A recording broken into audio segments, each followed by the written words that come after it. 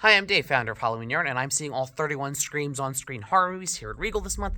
Today was day 11, Army of Darkness. Now, I have seen all 31 of these movies before, but this is the one that felt the most like seeing it for the first time because I don't think I've seen Army of Darkness in at least 15, maybe even 20 years. It's been a very long time, and I don't remember too much from it. So this was a really exciting experience, and it almost felt like seeing it again for the very first time. Now, I was a history major, so I love that we're blending like supernatural, possessed, over-the-top, in-your-face, Evil Dead horror with a giant castle siege and knights in shining armor and swords and arrows and all that. I love that this was a way for Sam Raimi to kind of combine, those two passions.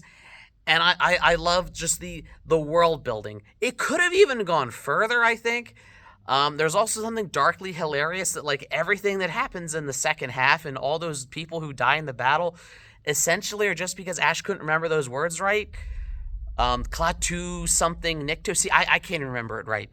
But me doing it won't cost anyone their lives, we think.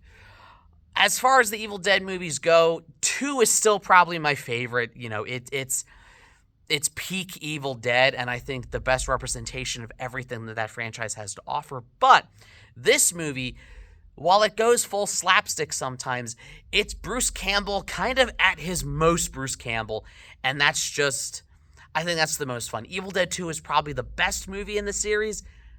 Army of Darkness might have a case for being the most entertaining, just straight up comedy. So I'm really glad I got to see it on the big screen, and I'm glad I kind of got to revisit it after nearly 2 decades.